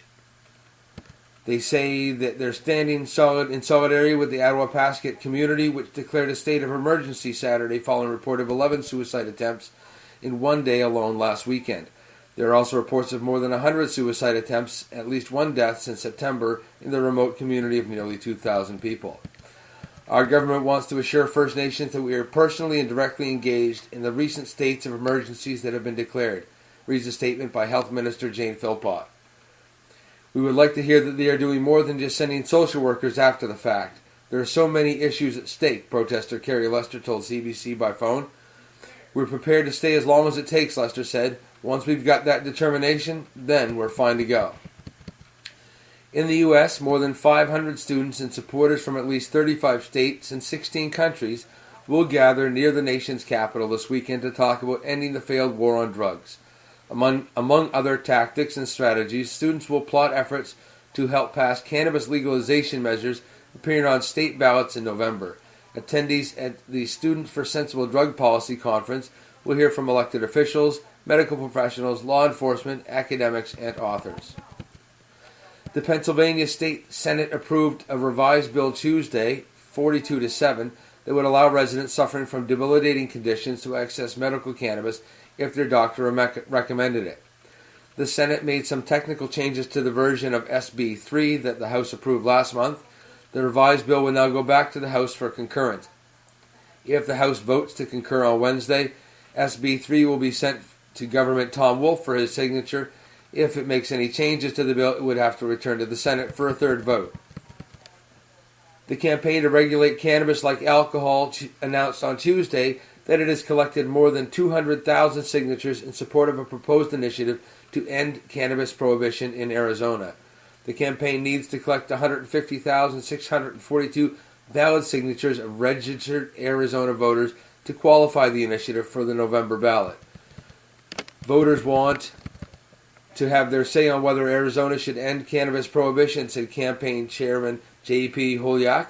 It's appearing more and more like they're going to get to have that opportunity. We're finding that Arizona's agree that cannabis should be regulated and taxed similarly to alcohol. The proposed initiative would allow adults 21 and older to possess limited amounts of cannabis, establish a system in which cannabis is regulated similarly to alcohol, and enact a 15% tax on retail cannabis sales, from which a majority of the revenue would be directed to the Arizona schools and public education programs. Just the other day, Maryland Senate passed a vote by 36-10, HB 104 medical cannabis written certifications, certifying providers on the last day of the legislative session. If Governor Larry Hogan signs the legislation as expected, it will allow dentists, podiatrists, nurse midwives, and nurse practitioners, in addition to physicians, to provide written certification for medical cannabis to qualifying patients. Any doctor should be able to sign it. See? A long-awaited bill to establish a medical cannabis program in Pennsylvania received final approval from state lawmakers on Wednesday and is now headed to the desk of Government Tom Wolf, who has 10 calendar days to sign it into law. If he does, Pennsylvania will become the 24th state in the nation, in addition to the State District of Columbia, to adopt the effective medical marijuana law. Although the city of Tampa recently approved an ordinance decriminalizing small amounts of cannabis, many local law enforcement agencies say they plan on throwing stoners in jail. A report from the WFLA News Channel 8 in Florida indicates that the Hillsborough County Sheriff's Office, which oversees the city of Tampa and its outlying areas, refuses to recognize the new decriminalization ordinance that allows police to simply use a citation to anyone caught holding less than 20 grams of pot. Instead, the county's leading law enforcement agency has advised its deputies that cannabis possession remains against state law, and that means forcing offenders to answer to criminal charges. To make matters worse, Hillsborough County prosecutors say that all local law enforcement agencies have the support when it comes to punishing people for weed. If the sheriff's office or the highway patrol or whatever agency does issue a criminal charge on marijuana within my city limits of Tampa, they're referred to us, we will treat it as a criminal charge just like we always have, said Hillsborough State Attorney spokesman Mark Cox. Amazing. Simply amazing. And the amount of money spent on legal cannabis sales in Spokane County, Washington last year was larger than the retail sales of wine, bread, or milk. That's according to the sales numbers from Washington Liquor and Cannabis Board and a survey of household expenses conducted by the U.S. Census Board. That's your 420 seconds of news. Thank you for joining Chris Backer. Peace, love, and hippie shit. Growing your own vegetables, flowers, or even medicinal plants can be a challenge without the right equipment and proper know-how. At BMA Hydroponics, not only are they your urban horticultural experts and suppliers, but their staff holds the customer's needs paramount to making a sale. Family-owned with decades of experience and knowledge, they offer free advice in person, by phone, or email. BMA Hydroponics wants to ensure you have the advice you need, which is why you'll find tips and tricks on different ways to grow, like wick, ebb and flow, drip, or aeroponic system, as well as other helpful links at bmahydroponics.com. If you can't find what you're looking for, just let them know, and they'll do everything they can to get what you're looking for. At BMA Hydroponics, each staff member also possesses a federal exemptee MMAR license, making their strong suit empathy, experience, and dedication to their customers. Because when you know how to grow, you'll have results that make you proud. BMA Hydroponics in Belleville, Ontario. Visit bmahydroponics.com. Well, I find, the medicine, after a while, when you're taking it... This means... Oh, Lori keeps coming in and out. We're sitting here. We've got the echo going. Is that the person that's fishing? No. Come on, we're going. We got the echo happening. Trippy time. It's trippy time near the end of the show. All right, we're back with Sasha. And Lori's back. And Marcel is here. And I'm nice. Hi, how are you? We were talking with Sasha's lady friend about cannabis and stuff like that.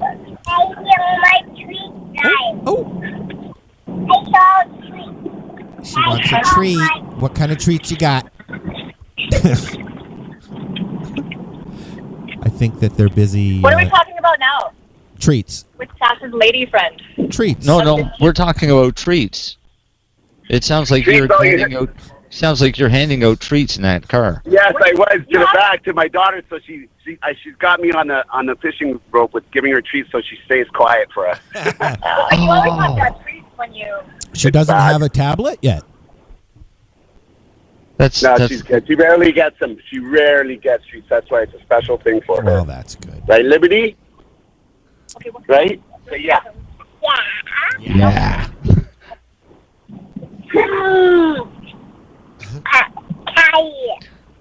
Excuse me, ma'am. Can I see your ID, please? Yeah.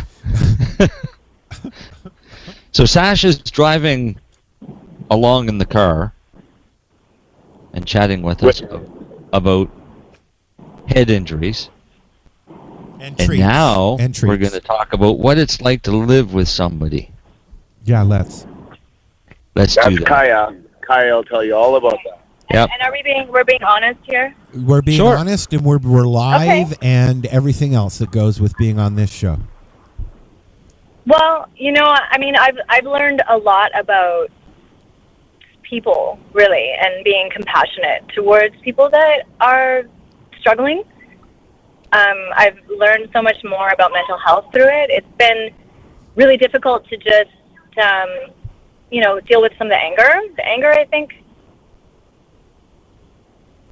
and just the mood swings, right? Up and down. I just believe, like the cannabis, I can tell right away that it can mellow out the anxiety. And, I mean, if you can't sleep and you have headaches and things like that, I mean, you can't operate as up to your full potential. So because of the concussions and the head injuries, I mean, that's one of the symptoms, that it seems to be for a lot of people. And cannabis helps with the sleep, the pain, the anxiety, mellows you out. I mean, it's definitely, I see a difference 100% when there's cannabis in a system and not cannabis in a system, for how easy it is to be around. So basically, I think a lot of us. Sorry.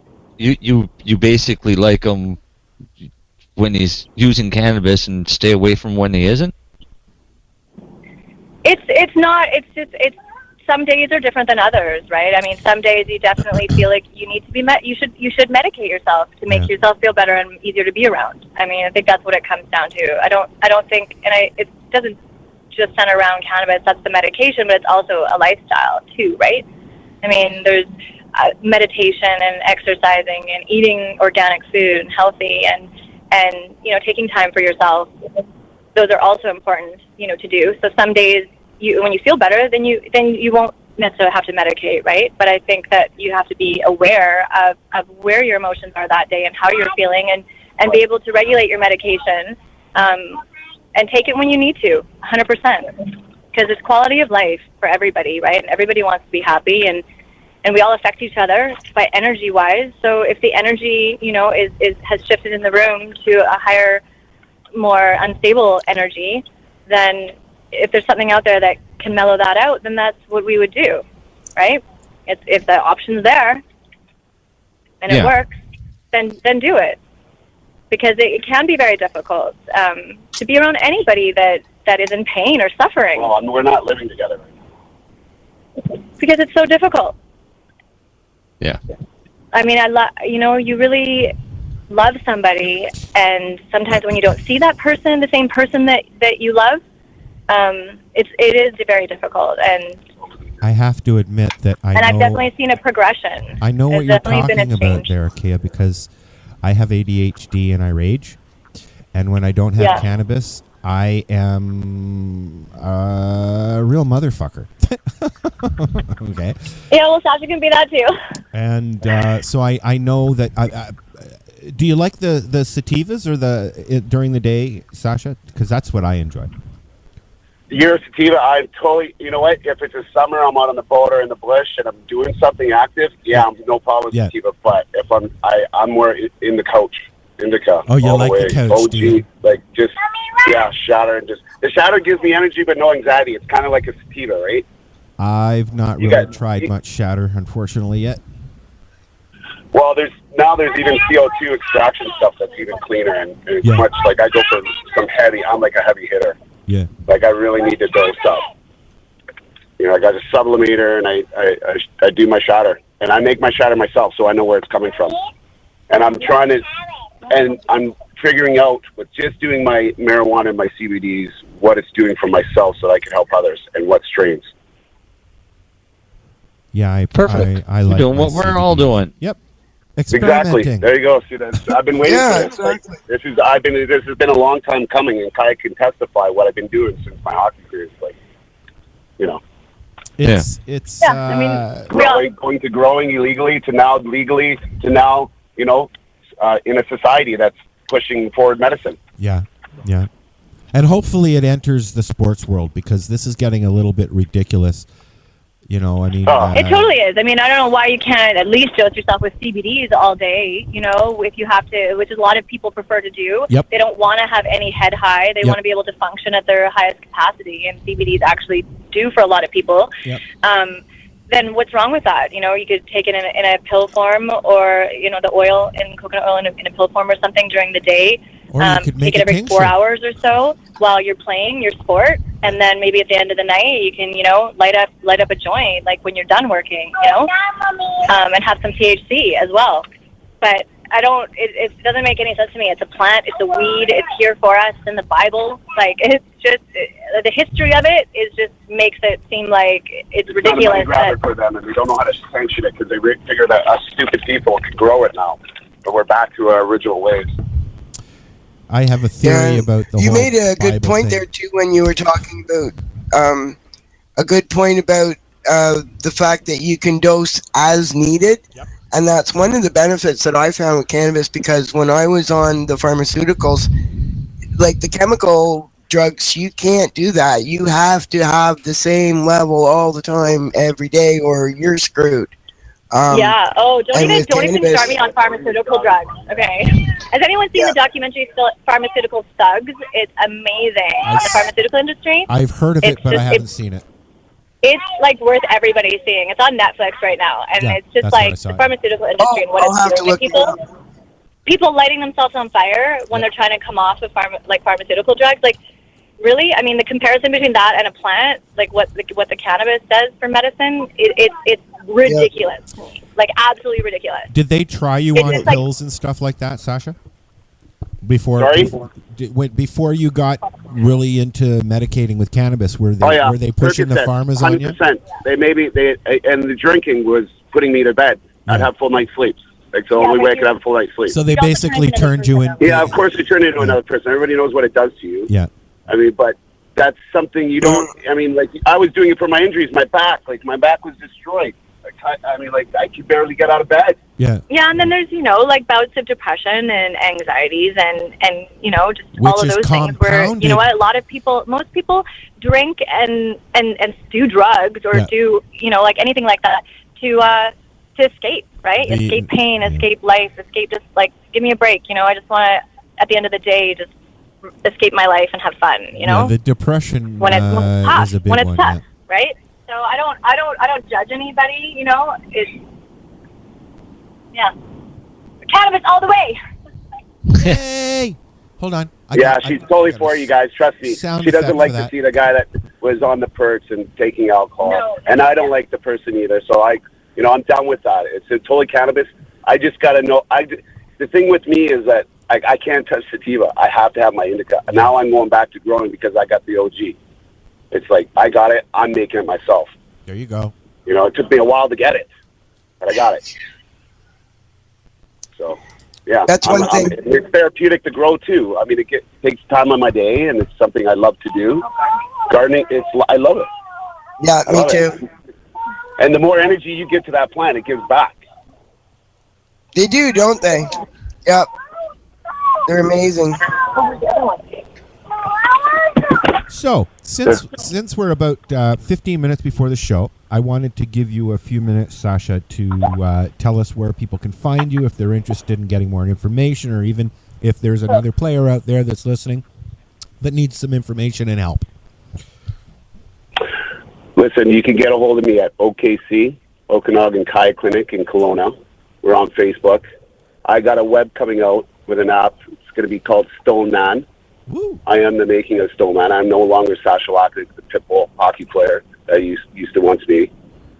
And I can only testify to what marijuana does for me and the pains and suffering I go through. But marijuana has definitely helped my life. And I'm going to find the cure that helps me the most for every day, if possible. With war vets, with guys with PTSD, NCT, anybody I can help. Well, you can get a hold of us. We got a health and wellness that Kai is doing at Kai Care on Facebook. And I'm just learning. And like I said, with Boo Williams, I like to know the kind of programs that he starts running. Like I can learn off that because I haven't been in that. I haven't been that towards that way. Mm-hmm. Mm-hmm. I just start. I'm learning all this in the last few years, exactly what I have. I didn't know it was happening that bad to me, and other people could see it around me. It's trial and error, though, and unfortunately, when you're medicating, it's trial and error. But the unfortunate part is, be it sports, born with, accident, whatever, invisible diseases are the hardest to deal with. Right? Okay, well, look at guys. That's all the information I can give. Okay. Liberty wants my attention. She hasn't been with her dad for a while, and this is my weekend with her. I don't spend much time with her. Not a problem. Which We're is going to sad. let you go That's anyways. the sad part about it, right? The disease that we carry. Yep. We're going to let what you you have go. to do, right? You got to take it. You got to take it one day at a time, and just enjoy the things that are there for you, and not be so upset in life.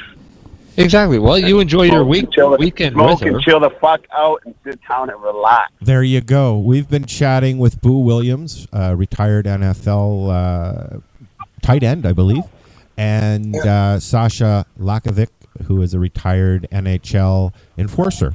We've been chatting about brain injuries in sports and a whole lot of other stuff. Sasha, thank you very much for joining us. I hope you'll come back. No, thank you guys, and call me anytime. Sure.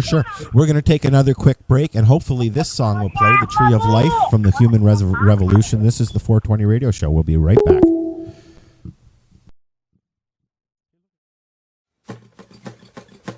I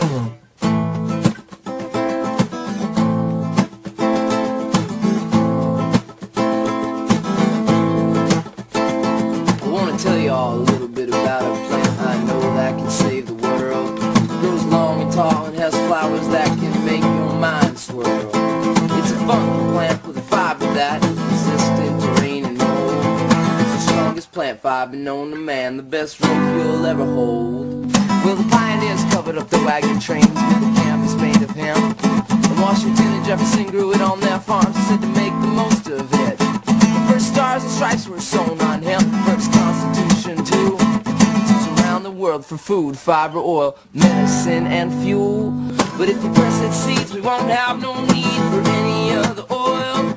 We can make paints and inks, we'll run our car, we'll go back next season, it'll fix the soil. The most nutritious seed we can put in our mouth with omega-6 and 3. We can feed the world with the tree of life and live sustainably. But if we cut down all the trees, we won't have nowhere to breathe. Grow fields of hemp instead. We can make our paper, build a house from it. It's the goddess plant growing wild and free, living the way that we ought to be. Gonna leave my children a better world than my ancestors left me. Whoa, whoa. Oh, la, la, la, la, la, la. Whoa.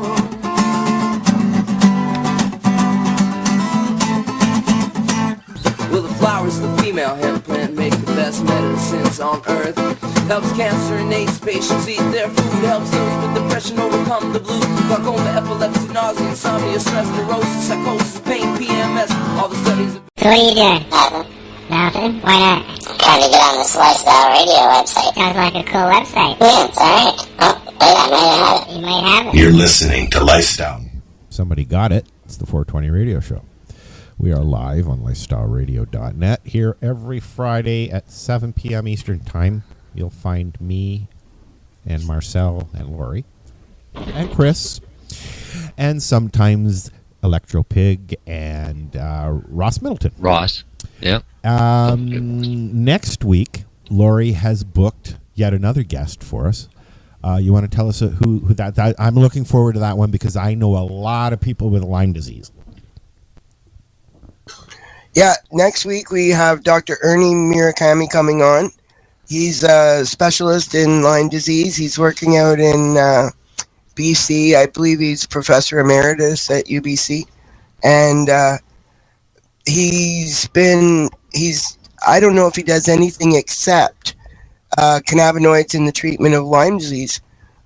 They're having a lot of really good results with it, and because it's spring and the ticks are out again, and everybody's, I guess it's getting farther and farther every year, probably with the warmer weather.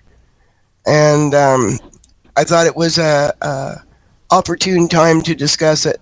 I've seen people actually in the last week or so on Facebook saying that some of their pets are already coming in with them, the ticks. So, yeah. Really looking forward to that, and hopefully people will have some questions about it. And I want to ask them too. And Marcel, having MS, I don't know if you noticed, I see something in the news recently about a possible link that maybe people with MS started out with Lyme or something. Yes, I've seen that. There's a lot of people that claim, or there's a lot of science even that claims that MS and Lyme are the same thing. Okay, that's how the connection. Okay.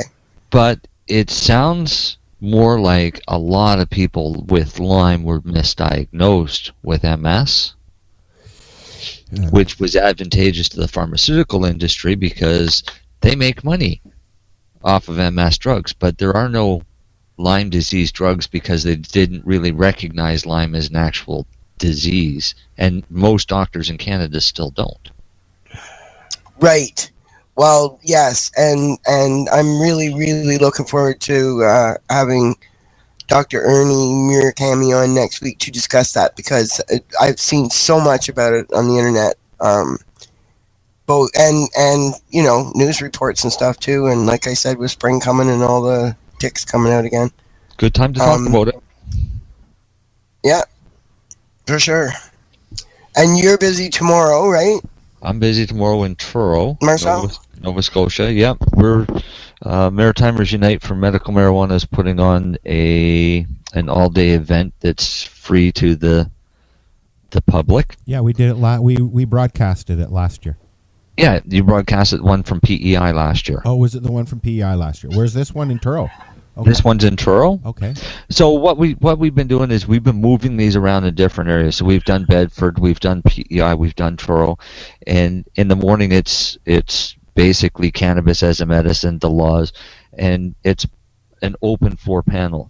So basically any questions that you have regarding cannabis, you can get them answered. A lot of industry professionals and very experienced patients and activists. And then in the afternoon is Brain Health Matters, which is PTSD, anxiety, all of the mental health issues that we have to deal with. Is there anybody coming to talk on ADHD? Well, I mean, it's still all part of the same thing, but I don't think ADHD specifically. We've got some veterans, couple veterans, Canadian mental health worker, a pharmacist that's going to talk about the interactions of those wonderful medications they give you for mental illness. Yeah. Wow. Fun. Yeah. Knock you out in 15 different ways. So it's a great way for the public to learn, and I've had a lot of people asking for one to happen in Truro, so now one's happening in Truro, they better show up. They better show up. If you're listening, you better show up. Better show up. Yeah. So won't do it again. So next week we're talking about Lyme, and and if you have something. Oh, is anybody else? What? Oh, sorry. No, I was just going to say. Go ahead. If anybody has a topic they'd like to come and talk to us about, shoot us an email or hit us up on Facebook at the 420 Radio Show on Twitter. And what were you going to say, Laura? She doesn't remember. I was going to ask you guys what you're doing on 420, if anything. I have Same no thing idea. I always do, celebrating Hitler's birthday. Yep, there you go. I know, eh? Such a coincidence. That's the same. Can you imagine what he must think about that? What that day is now?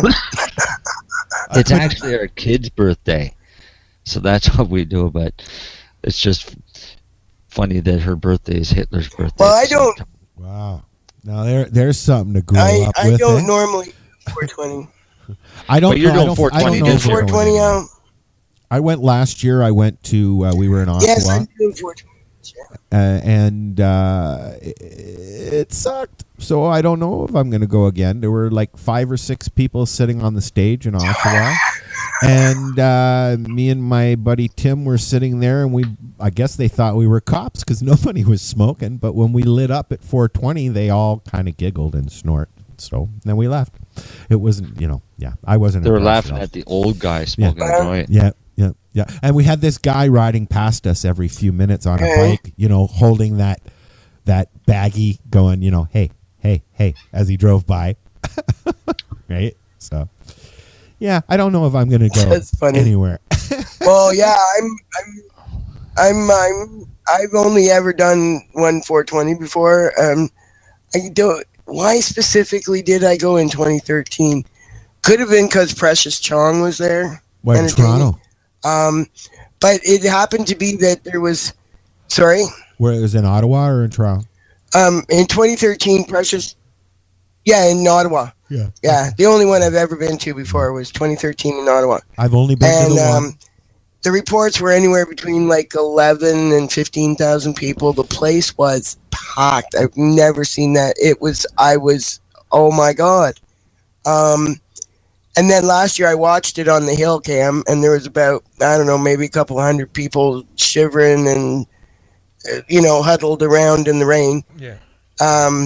So this year, a fellow named David George is doing it, and he's got a band coming from Toronto called the Appers that do, I guess, reggae music. Yeah. And there's some speakers.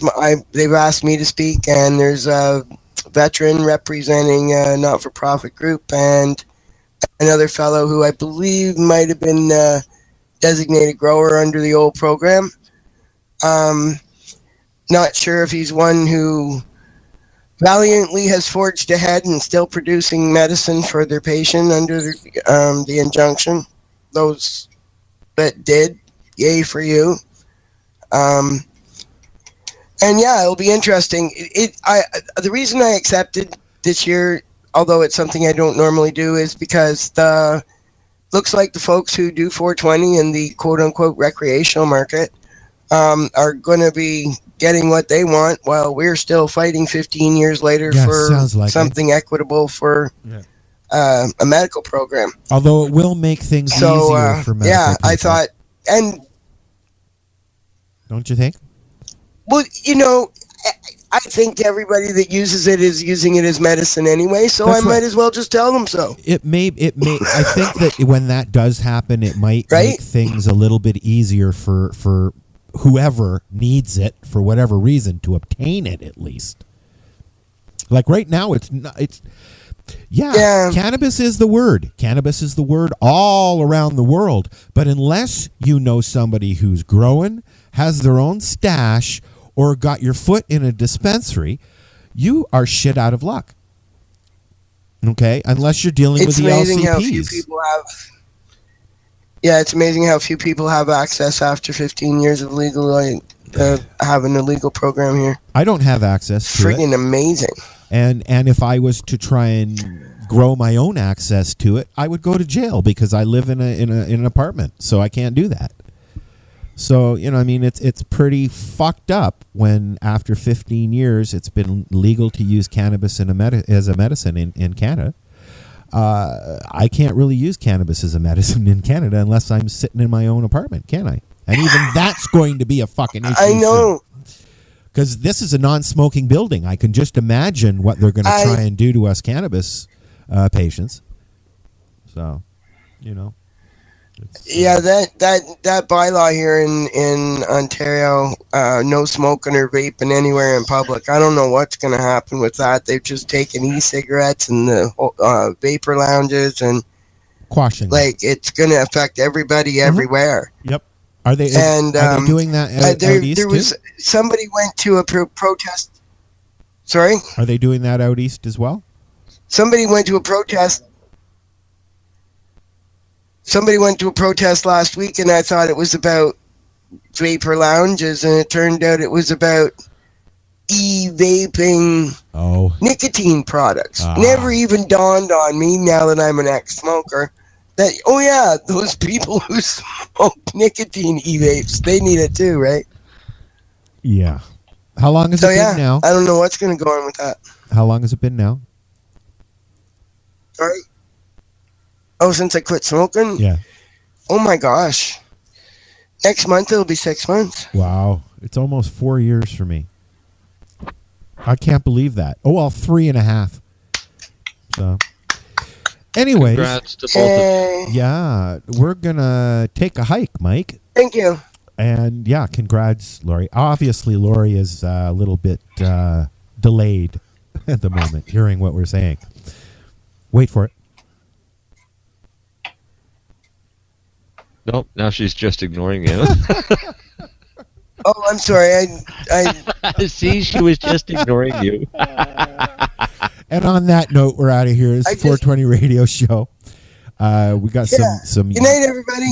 Yeah, we'll see you next week. We'll see you next week. Yeah, we're going to listen to some Uwe Banton, the root of it, cannabis.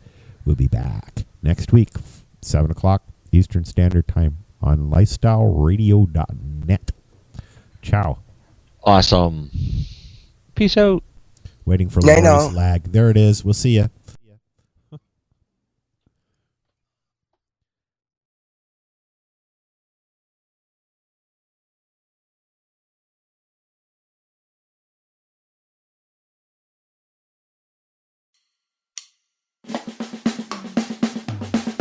Hey, hey, yeah, yeah. This is the cannabis song. Hey, hey, yeah, yeah. This is the cannabis song. If you know the roots of it, then you will find the truth in it. If you know the roots of it, then you will make use of it. They have been hiding the truth for so long, trying to tell the people using the herb is so wrong. It has been here since 10,000s of years. Now is the time to drive away those fears. Come on, people, open up your ears. That's why we're singing it loud and clear. If you know the roots of it, then you will find the truth in it. 'Cause if you know the roots of it, then you will find the truth in it. Hey, hey, yeah, yeah. This is the cannabis song. Hey, hey, yeah, yeah. This is the cannabis song. While I said, excuse me, while I light my split, knowing that the cannabis is a precious gift. Because they told us so many lies. To some people this might be a surprise. To see my spliff as a blessing in disguise. Time for the herb to win the Nobel Prize. If you know the roots of it, then you will find the truth in it. If you know the roots of it, then you will find the truth in it. Yeah, yeah, yeah. This is the cannabis song. Hey, hey, yeah, yeah. This is the cannabis song. So I beg you, do not turn youths into criminals by declaring something good into illegal. It is helpful, it is useful, it is natural, and for your meditation inspirational. Known all over the world, it's international.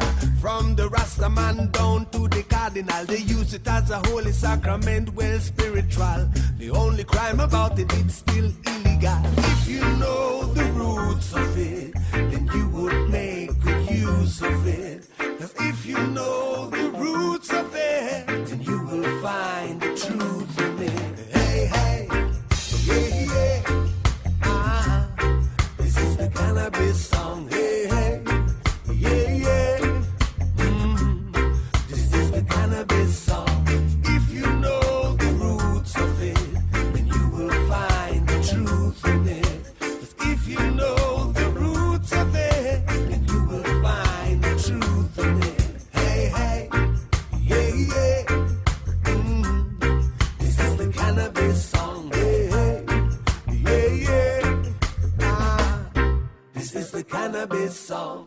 The National Task Force on Medicinal Cannabis is a group of not-for-profit organizations dedicated to influencing government policy with factual evidence. Our mission is to ensure that a constitutional medical program is developed that will address the concerns of all Canadians that require therapeutic cannabis. The task force is looking for dedicated people who are willing to contribute to our cause. We have formed this task force to foster a unified approach and focus on lobbying the federal government and Health Canada. We represent the combined expertise of thousands of patients with more than a decade of experience. As a task force participant, you, your business, or your group will have an opportunity to show that you care and offer your unique skills to promote the cause. If you would like to get involved, go to medcanataskforce.org. That's medcanataskforce.org and use the Contact Us link to get started. Help us help you.